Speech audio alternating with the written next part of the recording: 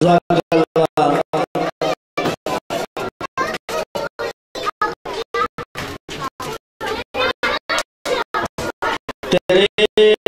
دریا کی موجوں میں طوفان کیوں نہیں ہے؟ تیرے دریا کی موجوں میں طوفان کیوں نہیں ہے؟ خودی تیری مسلمان کیوں نہیں ہے؟ ابس ہے شکوہ تقدیر یزداں، ابس ہے شکوہ تقدیر یزداں، تو خود تقدیر یزداں کیوں نہیں؟ تو خود تقدیر یزداں کیوں نہیں ہے؟ اور اب میں آپ کے سامنے بلانے جا رہا ہوں آج کی ہماری اس محفل کی مہمان شخصیت، مہمان خصوصی، عزت مآب استاد الحدیث برانچ جامعہ اسلامیہ ہجرہ جناب مولانا سید احسان اللہ شاہ صاحب کو کہ آپ تشریف لائیں اور آپ اپنی چند کلمات سے ہماری اس تقریب کی رونق کو مزید چار چاند لگائیں، منہ سے جیسے پھول جھڑتے ہیں، بات کو اس ادا سے کرتے ہیں، جناب سید احسان اللہ شاہ صاحب آپ کی بھرپور تعریف۔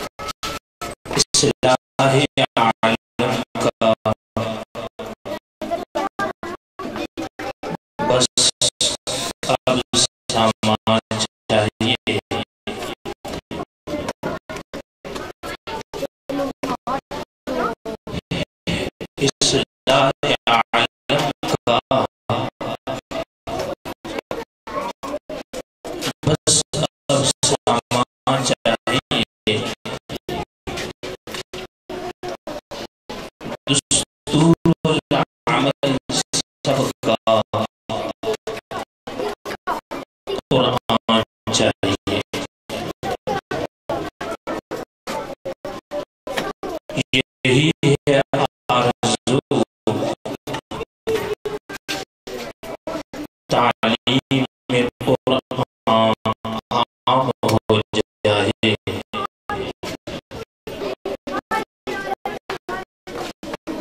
یہی ہے آرزو تعلیم میں قرآن عام ہو جائے، ہر پرچم سے اونچا پرچم اسلام ہو جائے۔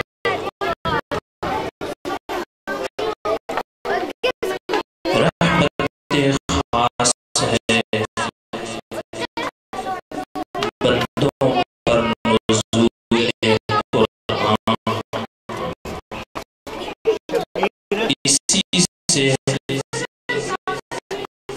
پھیلی زمانے میں ضیائے ایمان، اسی سے حاصل ہوا انسان کو نور عرفان، دین و دنیا میں ترقی کا بس یہی ہے سامان۔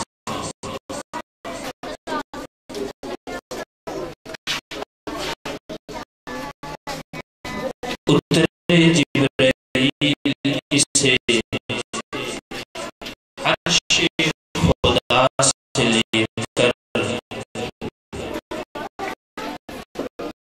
آئے پیغمبر اسلام ہیرا سے لے کر۔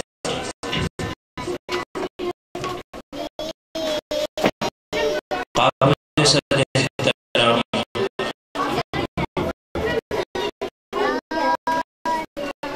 بزرگوں،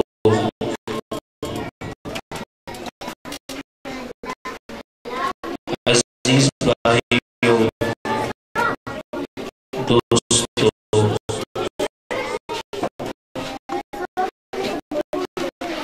مہمانان گرامی قدر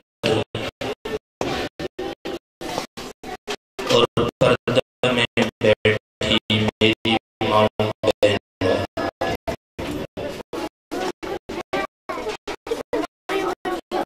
آج کا یہ پروگرام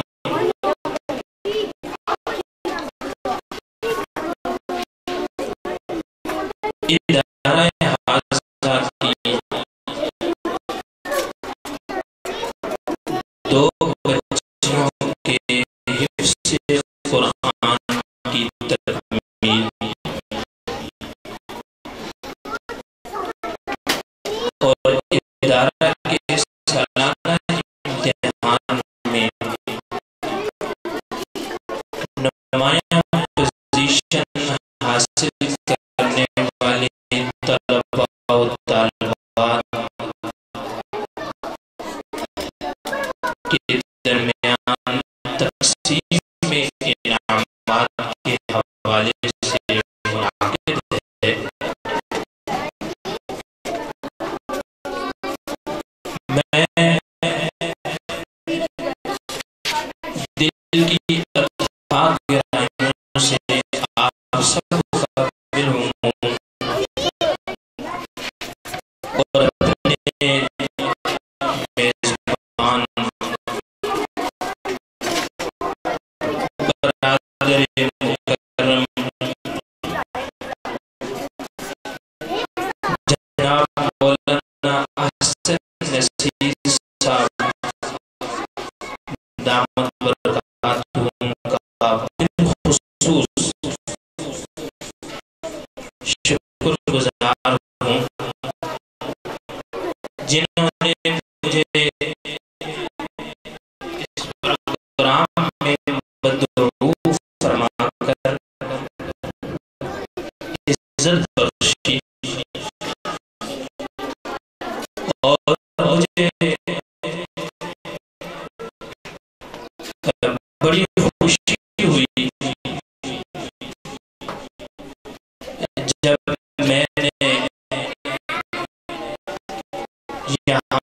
کے بچوں میں طلباء اور طالبات نے ٹیلنٹ دیکھا اور جس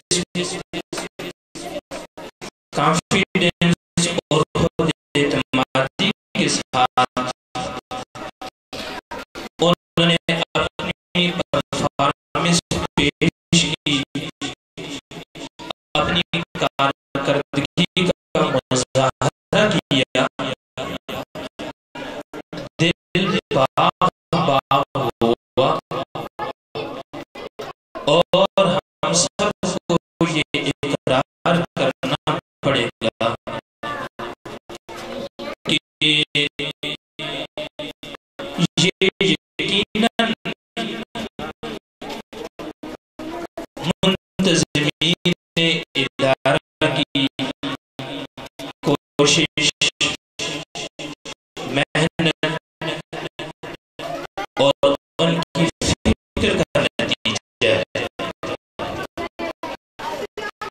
میں دعا کرتا ہوں کہ اللہ تعالیٰ ان بچوں کی صلاحیتوں کو مزید نکھارے، اللہ تعالیٰ ان کی استعداد میں مزید اضافہ فرمائے اور منتظمین ادارہ کی اس محنت اور کوشش کو اپنی بارگاہ میں مقبول و منظور فرمائے۔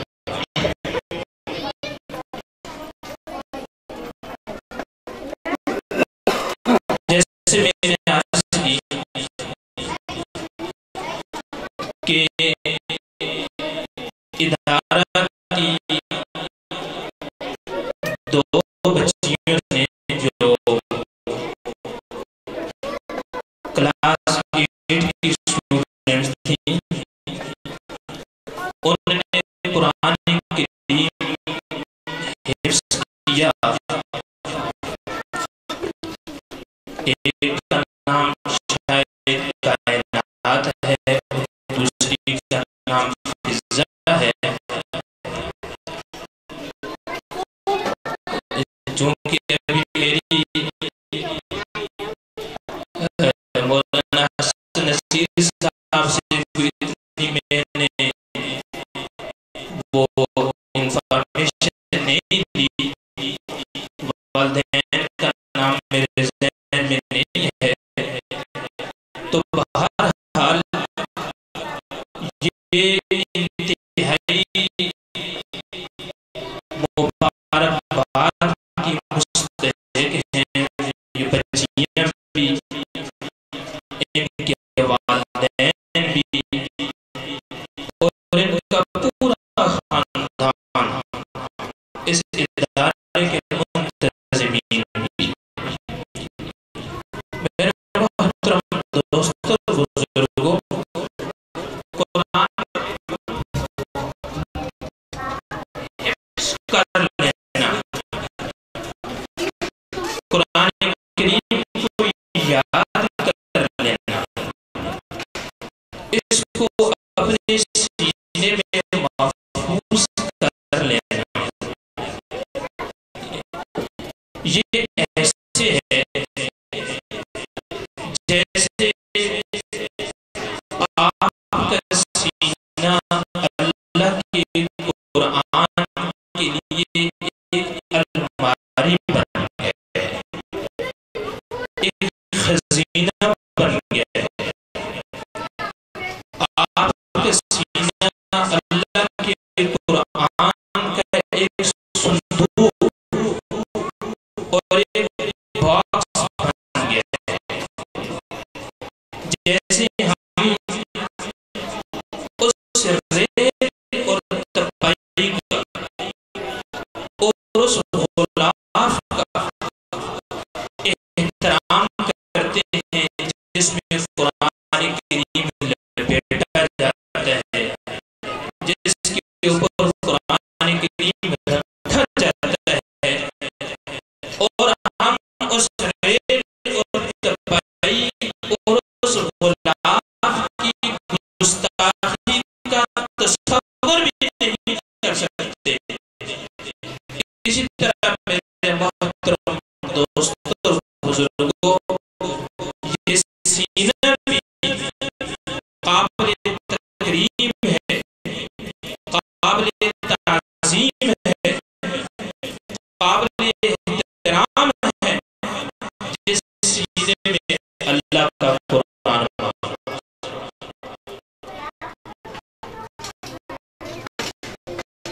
اور یہ قابل احترام کیوں نہ ہو، قابل مبارک کیوں نہ ہو، قابل تحسین کیوں نہ ہو. میرے محترم دوستوں بزرگوں، یہ قرآن کریم دولت کونین ہے. میرے چونکہ گفتگو مختصر کرنی ہے، اس لیے سمیٹنے کی کوشش کر رہا ہوں. ساتھ ساتھ یہ دولت کونین ہے. قرآن پڑھنے والا، قرآن یاد کرنے والا، قرآن کو اپنے سینے میں دسانے والا، قرآن کے ساتھ اپنا تعلق قائم کرنے والا اس دنیا میں بھی معزز ہے اور آخرت میں بھی معزز ہو. اس دنیا میں بھی معزز ہے اور آخرت میں بھی معزز ہو. تو میں نے ایک جملہ کہا، آپ ذرا میرے ساتھ مل کر کہیں کہ یہ قرآن کریم دولت اونچی آواز سے دولت کونین ہے. قرآن کریم دولت اونچی آواز سے نہیں، جس آواز سے آپ تالیاں بجاتے تھے نا، اب اس سے بھی بلند آواز میں کہیں کہ قرآن کریم دولت کونین ہے. اس پر آپ کے ذوق کے طبع کے لیے ایک مختصر واقعہ آپ کے پیش خدمت کرتا ہوں. امام شافعی رحمہ اللہ کے زمانے میں ایک صاحب کے ہاں اولاد نہیں تھی.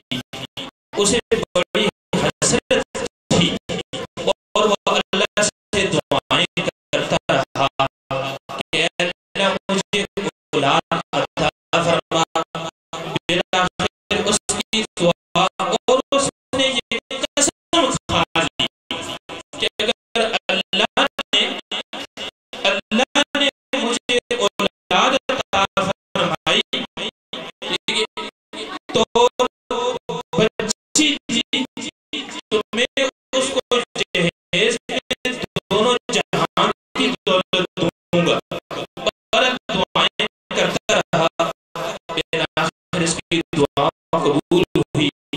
اللہ نے اس کے ہاں اس کو اللہ تعالیٰ نے خوبصورت بچی عطا فرمائی. اس کی خوشیوں کا کوئی ٹھکانہ نہ رہا. قسم کھا بیٹھا کہ میں اپنی بچی کو جہیز میں دونوں جہاں کی دولت دوں گا. اور اگر میں ایسے نہ کر سکوں تو میری بیوی کو طلاق.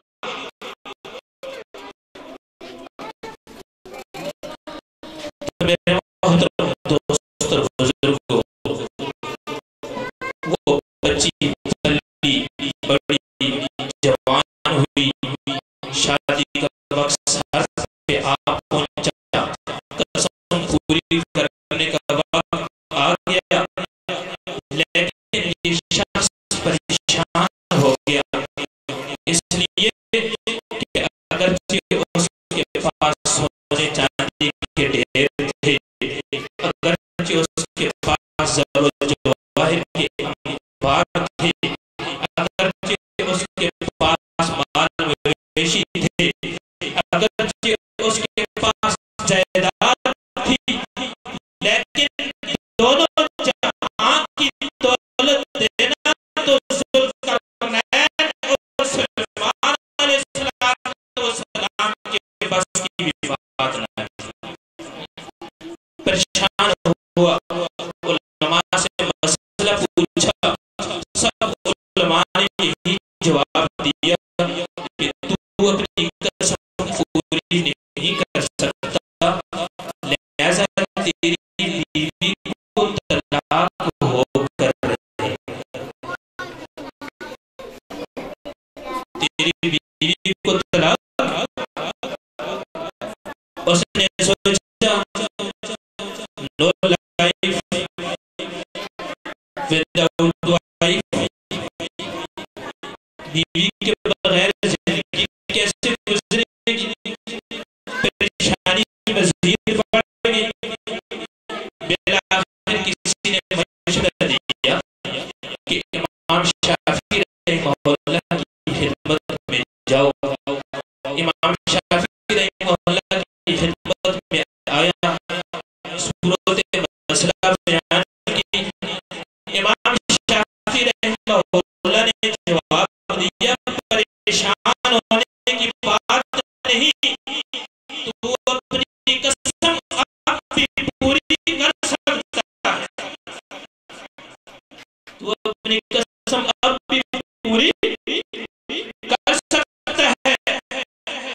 وہ حیرت میں ڈوب کر متعجب ہو کر پوچھنے لگا، حضرت میں اپنی قسم کیسے پوری کر سکتا ہوں، اور میں اپنی بچی کو دونوں جہاں کی دولت جہیز میں کیسے دے سکتا ہوں۔ امام شافعی رحمہ اللہ نے بڑا تاریخی جواب دیا، فرمایا ارے جب تو اپنی بچی کو گھر سے رخصت کرنے لگے تو اسے جہیز میں قرآن بھی دے دینا، جب تو نے اسے جہیز میں قرآن دے دیا، سمجھ لے دونوں جہاں کی دولت دے دی، سمجھ لے دونوں۔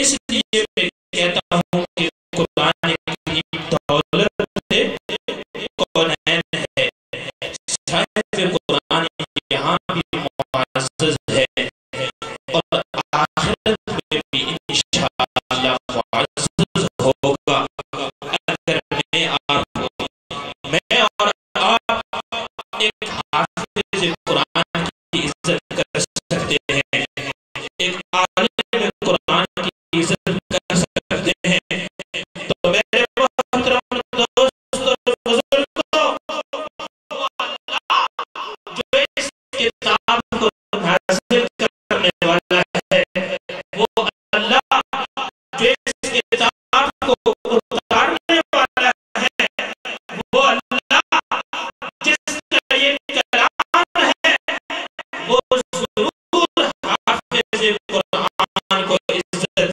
دے گا، اور ایسی عزت دے گا کہ محشر کے میدان میں دنیا اس کے اوپر رش کرے گی۔ اللہ کے محبوب فرماتے ہیں یقال لحافظ القرآن اقرأ ورتقی، حافظ قرآن سے قیامت کے دن کہا جائے گا اے حافظ قرآن، دیگر جنتیوں کا مقام و مرتبہ میں نے خود متعین کر دیا ہے، جا تو اپنا مقام و مرتبہ خود متعین کر۔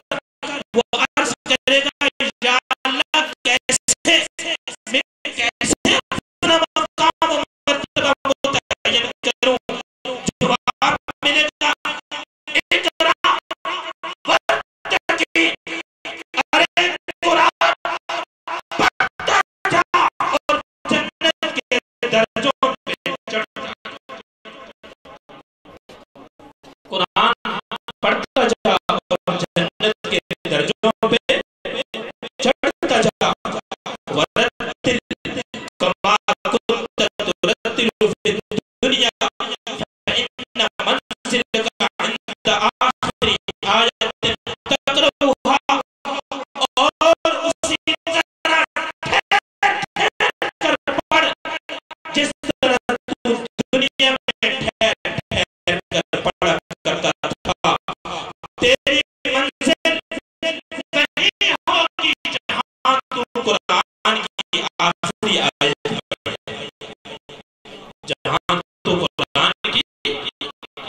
آخری آیت پڑھے گا، اور علماء نے لکھا ہے کہ جنت کے درجات اتنے ہی ہیں جتنی قرآن کی آیتیں ہیں، جتنی قرآن کی آیتیں ہیں۔ قرآن کریم کی آیات کتنی ہیں؟ 6000 سے زائد ہیں۔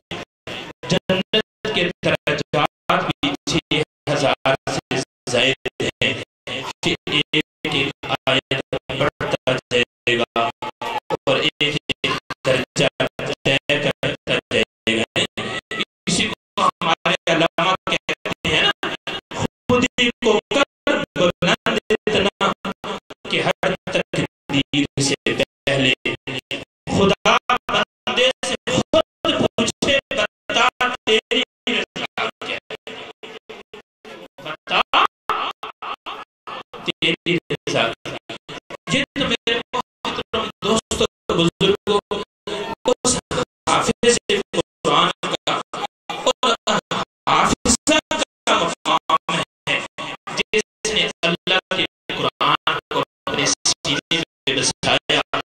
اس کے والدین، اس کے سرپرست، اس کے ماں اور باپ، جنہوں نے اس کو پالا پوسا، جنہوں نے اس سے پروان چڑھایا، جنہوں نے اس کی تعلیم و تربیت کی، جنہوں نے اس کو لا کر مدرسے میں بٹھایا، اور جنہوں نے اس سے قرآن یاد کروایا، ان کا مقام و مرتبہ کیا ہوگا؟ میرے آپ کے آقا فرماتے ہیں، من حفظ القرآن وعمل بما فیہ البس والداہ تاجا یوم القیامہ ضوءہ احسن من ضوء الشمس لو كانت فيكم في بيوت الدنيا فما ظنكم بالذي عمل بهذا۔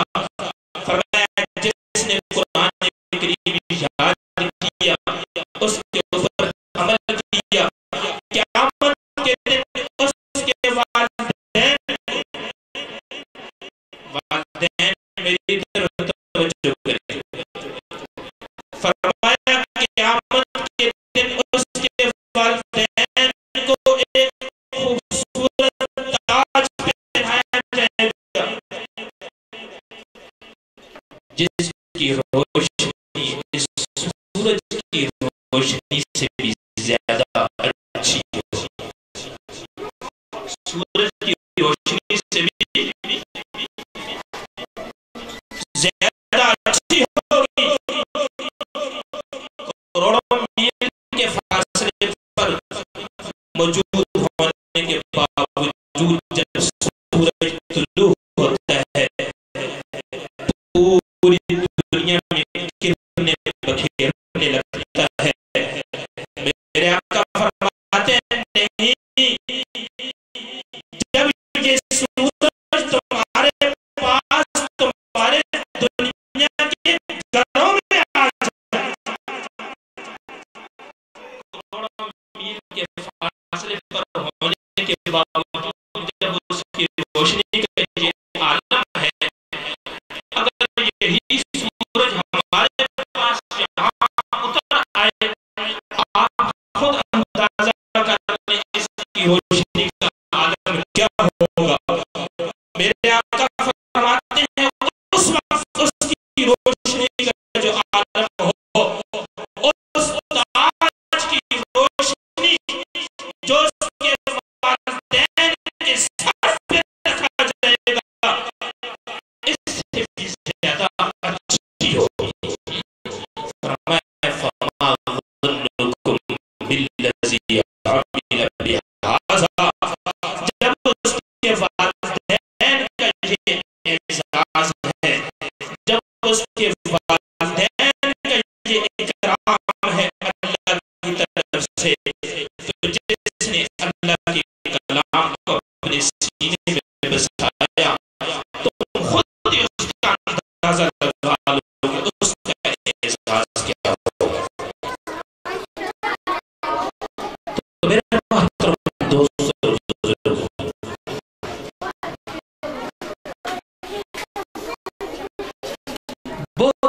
بڑی سعادت پورے خاندان پورے محلہ بالخصوص والدین اور ایک روایت میں اللہ کے محبوب فرماتے ہیں کہ وَشَفَّعُوا فِي عَشْرَةٍ مِّنْ أَهْلِ بَيْتِهِ کہ اللہ تعالیٰ اس کے گھر کے 10 افراد کے بارے میں اس کی سفارش قبول فرمائے. کتنے افراد کے بارے میں؟ کیسے؟ متقی، پرہیزگار، صاحب صوم و صلاۃ،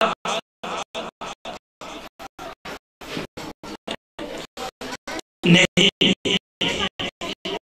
فرمایا ایسے 10 افراد کلہم قد وجبت لہم النار جن کے اوپر ان کے گناہوں کی وجہ سے جہنم واجب ہو چکی ہوگی. اللہ تعالیٰ حافظ قرآن سے کہیں گے جا ان کی انگلی پکڑ کے ان کو جنت میں لے جا. آج ہمیں قرآن و حدیث کی ان باتوں پہ یقین نہیں رہا. اللہ تعالیٰ ہم سب کو یقین نصیب فرمائے. اب میں آج کے پروگرام سے حوالے سے تھوڑا اس بات کی طرف آتا ہوں. میرے محترم دوستوں بزرگوں یہاں پڑھے لکھے لوگ موجود ہیں. ہماری اسلامی تہذیب اور اسلامی تاریخ اس بات پہ گواہ ہے کہ برے صغیر انگریز کے ناپاک قدم پڑنے سے پہلے برے صغیر میں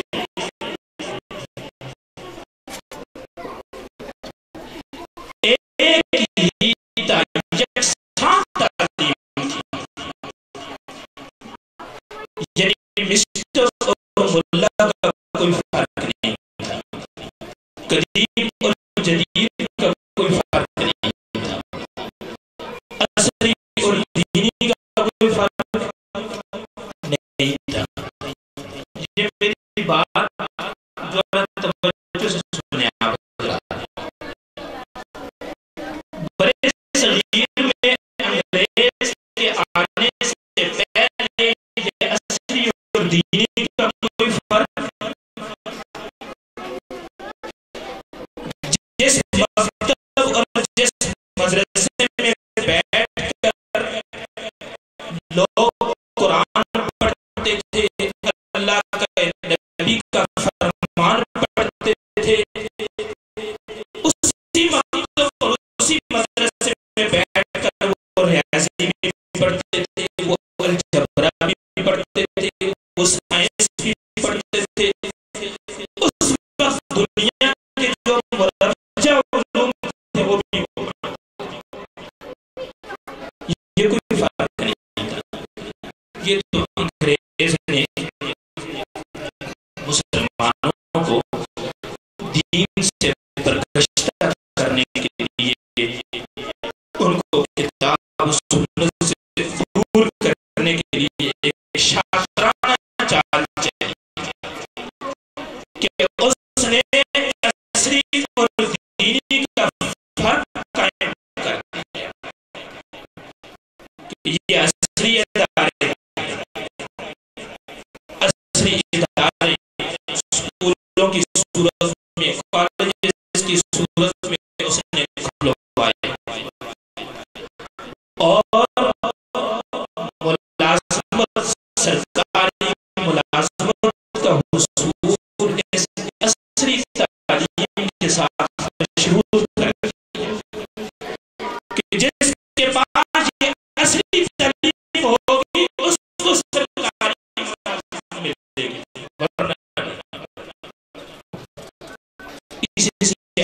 دیکھیں قوم کے وہ ہزاروں افراد جنہوں نے قرآن پڑھا، جنہوں نے حدیث پڑھی، جنہوں نے فقہ پڑھی، جنہوں نے بلاغت پڑھی، کتنے ہی علوم پڑھے، وہ سارے اس فہرست سے نکل۔ اب زہر آٹومیٹکلی لوگوں کا رجحان کس طرف ہو؟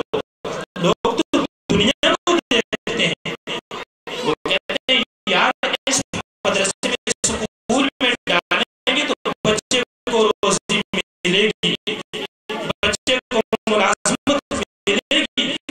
اگر مدرسے میں جا کر ڈالا تو اس بیچارے کو کچھ بھی نہیں ملے گا۔ اب یہ لوگوں کا ایگزام بن گیا اور انگریز یہی چاہتے تھے، اور پھر اس وقت لارڈ میکالے نے جو نصاب تعلیم تشکیل دیا، آپ توجہ کریں، اس نصاب تعلیم کے بارے میں اس نے جو رپورٹ پیش کی، وہ رپورٹ کیا تھی؟ اصحاب علم و بصیرت یہاں بیٹھے ہیں، اس نے کہا کہ ہم نے ایک ایسا نصاب تشکیل دے دیا ہے جسے ہندوستان کے لوگ پڑھ کر رنگ اور نسل کے اعتبار سے تو ہندوستانی کہلائیں گے، لیکن دل و دماغ کے اعتبار سے وہ انگلستانی کہلائیں گے۔ آج میرے دوستوں یہی صورت ہے، آج ان کا تشکیل دیا وہ نصاب پڑھ کر ہم مغربی تہذیب کے دلدادہ بن چکے ہیں۔ ہم اگرچہ رنگ اور نسل کے اعتبار سے ہندوستانی کہلاتے ہیں، لیکن ذہن کے اعتبار سے، دل کے اعتبار سے ہم انگلستانی کہلاتے ہیں۔ یہ رپورٹ اس نے پیش کی،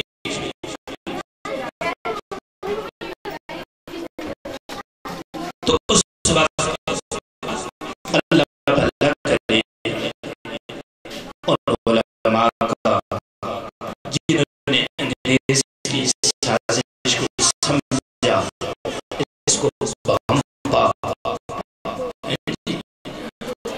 قرآن کو سینے سے لگایا اور ایک دینی مدرسے کی بنیاد رکھی، اور الحمدللہ پوری دنیا میں اس کا نور پھیل رہا ہے۔ تو یہ ایک سوچی سمجھی،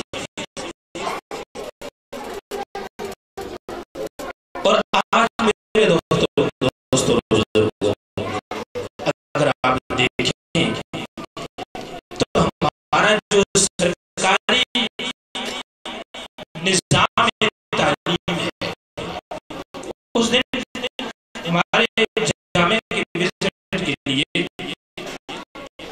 وہاں انجرا ہائی اسکول کے جو اساتذہ تعاملہ، وہاں انتظامی عملہ جو آیا ہوا تھا، ان کو ہم نے مدعو کیا تو وہ آئے ہمارے جامعہ کے وزٹ کریں، دعوت بھی کی، کھانا بھی کھلایا، تو وہ جو ان کے سپریٹینڈنٹ تھے وہ بھی یہی بار دہرا رہے تھے، کہہ رہے تھے جی یہ ہمارا مشترکہ المیہ بن چکا ہے پوری قوم،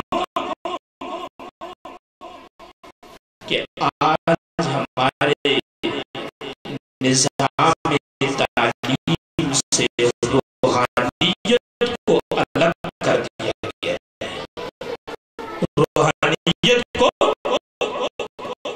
صرف مادیت رہ گئی، صرف مادیت پرستی۔ آپ ان سکولوں کالج میں جائیں، چھوٹے چھوٹے بچے ان سے پوچھیں بیٹا تم کیوں پڑھ رہے ہو؟ کہ میں انجینئر بنوں گا، میں ڈاکٹر بنوں گا، میں جنرل بنوں گا، میں یہ بنوں گا، پیسے کماؤں گا۔ ساری سوچ مادے کی طرف، مادہ پر روحانیت کو بالکل الگ کر دیا۔ حالانکہ میرے محترم دوستوں بزرگوں، بحیثیت مسلمان، بحیثیت کلمہ گو، ہماری ترقی مادیت میں مستقر نہیں ہے۔ ہماری ترقی کا راز صرف مادی ترقی میں نہیں ہے، بلکہ ایمانی اور روحانی ترقی میں۔ ہم اگر یہ سمجھیں کہ ہم مادی ترقی حاصل کر کے دنیا کو فاتح بن جائیں گے، ہم کامیاب کہلائیں گے، یہ تصور بھی نہیں۔ مسلمان نے ہمیشہ مادیت کی بجائے ایمانی اور روحانی طاقت کی بنا پر فتح حاصل کی ہے۔ حق و باطل کی جتنے مارکے لڑے گئے ہیں آپ کے سامنے، غزوہ بدر میں مسلمانوں کے پاس کیا تھا؟ پورے لشکر کے پاس صرف 6 گھوڑے تھے، 6 تلواریں تھیں، صرف 2 گھوڑے تھے، اور مقابلے میں 1000 کا مسلح لشکر تھا۔ آج میرے سبق پڑھے غزوہ تبوک کا، غزوہ تبوک کو غزوۃ العسرہ بھی کہتے ہیں، تنگدستی والا غزوہ۔ یہاں تک نوبت پہنچ گئی کہ سپاہیوں کو روزانہ صرف ایک کھجور کھانے کے لیے ملتی تھی، ایک کھجور کو گزارا کر سکتے ہیں آپ لوگ؟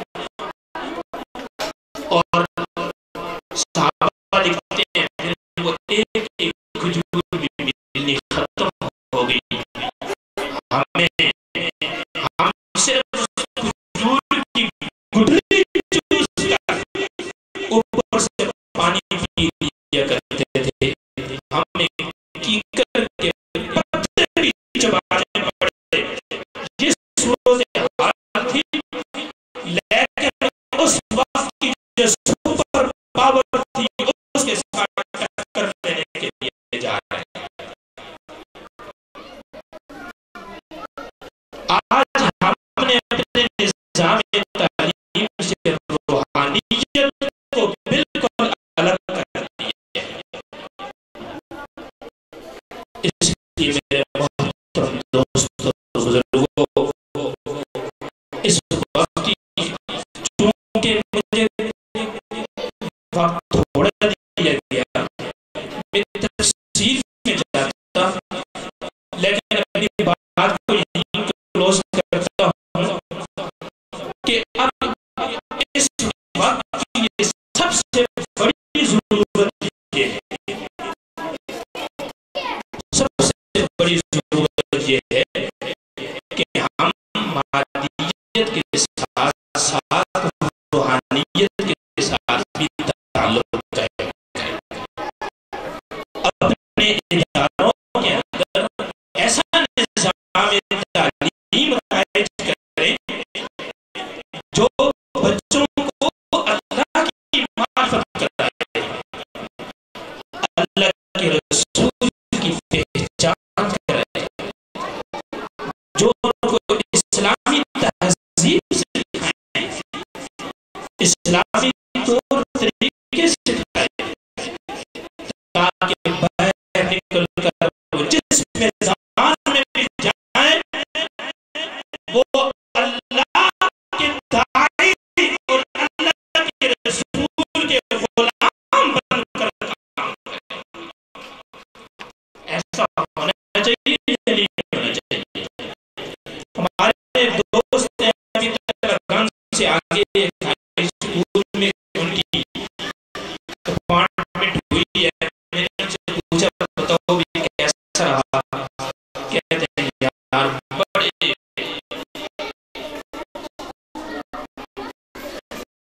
جو ہے نا خراب والا، کہتے ہیں 9th اور 10th میں میرے پیریڈ ہے، لیکن 9th اور 10th کے طلباء کو جنازہ نہیں آتا، ان کو نماز کا سبق صحیح نہیں آتا، ان کو دعائے قنوت نہیں آتی، کہتے ہیں میں اپنی پوری کوشش کر رہا ہوں کہ ان کو یہ چیزیں سکھاؤں۔ تو یہ صورت حال ہے، یہ کیوں ہے؟ اس لیے کہ ہمارا نظام تعلیم ہی ایسا بنایا انگریز نے۔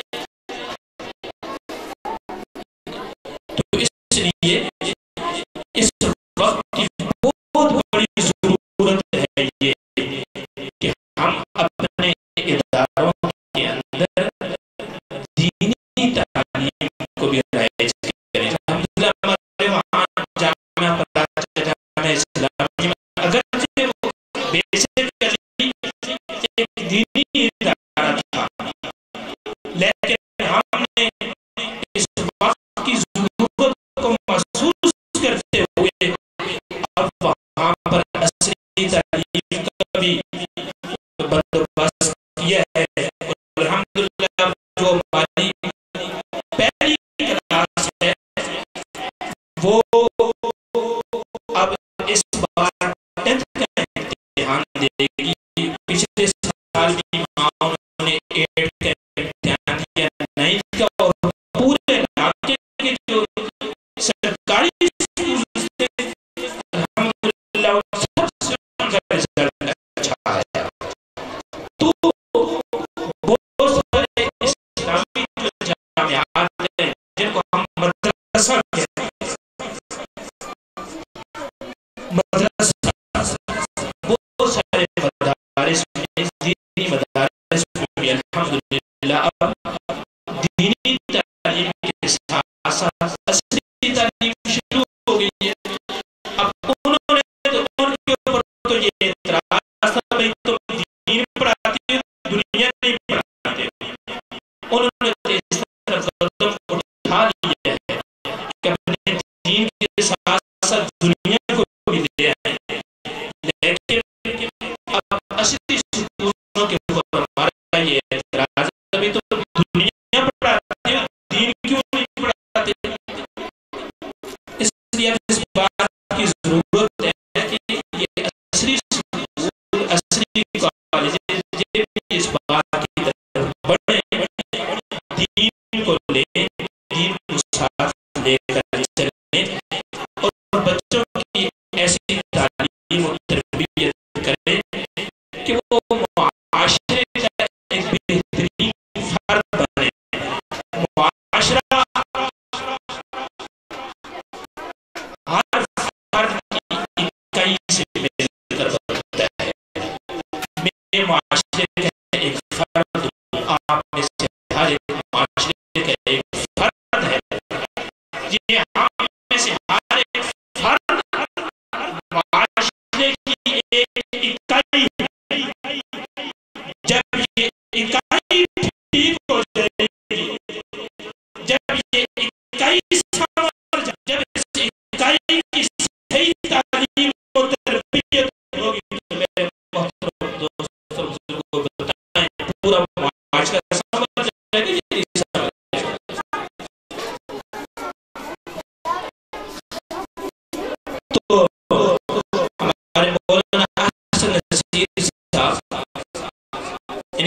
والد محترم جناب محسن نصیر صاحب، انہوں نے اسی ضرورت کے پیش نظر اپنے ادارے میں یہ نظام شروع کیا ہے، اور آپ نے اس کی نتیجہ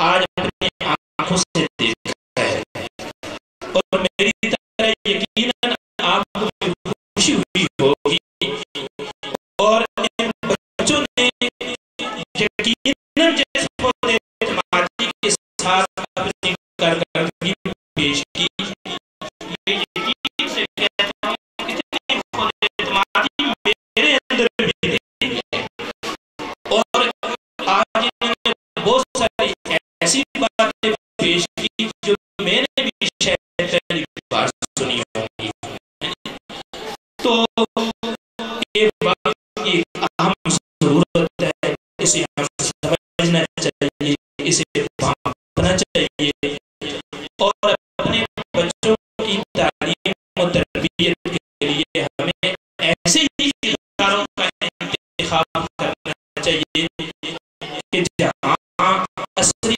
تعلیم کے ساتھ ساتھ ان کی دینی تعلیم و تربیت بھی ہو، اور جیسے ہمارے شہری صاحب فرما رہے تھے کہ تربیت جو ہے نا یہ تعلیم پر مقدم ہے، تعلیم تو آج بہت ہے لیکن تربیت نہیں، تربیت کا فقدان ہے۔ ابراہیم علیہ السلام نے دعا کی تھی، اللہ سے معلم مانگا، ربنا وابعث فیہم رسولا منہم یتلو علیہم آیاتہ ویعلمہم الکتاب والحکمۃ ویزکیہم، یہ دعا کی ابراہیم علیہ السلام نے، اس میں فرمایا ایسا معلم بھیج جو ان کو کتاب اللہ کی آیتیں سنائے، ان کو تعلیم دے اور ان کا تزکیہ کرے، ان کی تربیت کرے۔ دیکھیں ابراہیم علیہ السلام نے تعلیم کی بات پہلے کی، تزکیہ اور تربیت کی بات بعد میں کی، لیکن اللہ تعالیٰ نے جب اپنے حبیب کو بھیجا تو کیا فرمایا؟ وَالَّذِي بَعَثَ فِي الْأُمِّيِّينَ رَسُولًا مِّنْهُمْ يَتْلُو عَلَيْهِمْ آيَاتِهِ وَيُزَكِّيهِمْ وَيُعَلِّمُهُمُ الْكِتَابَ وَالْحِكْمَةَ۔ اللہ نے اس رسول کے فرائض منصبیہ کو بیان کرتے ہوئے تزکیہ اور تربیت کو پہلے ذکر کیا، تعلیم کو بعد میں ذکر کیا۔ اس سے علماء نے یہ مسئلہ نکالا ہے کہ تربیت یہ تعلیم کے اوپر مقدم ہے، تربیت پہلی چیز ہے۔ تو میری یہی امید ہے آپ سب حضرات سے کہ انشاءاللہ آئندہ کے لیے جس طرح وہ فرما رہے تھے کہ ہم دنیا کی کوئی چیز لینے کے لیے بے شمار دکانوں میں پھرتے ہیں، کوالٹی چیک کرتے ہیں، اس کی پرائس چیک کرتے ہیں، اسی طرح ہم انشاءاللہ اپنے بیٹوں کی تعلیم و تربیت کے لیے بھی ایسے ہی ادارے کا انتخاب کریں گے جہاں بہتر انداز میں ان کی تعلیم و تربیت اور دینی اصولوں کے مطابق قرآن و سنت کی روشنی میں ان کی تعلیم و تربیت ہو۔ اللہ تعالیٰ آپ سب کا حامی و ناصر ہو، اور اللہ تعالیٰ ہم سب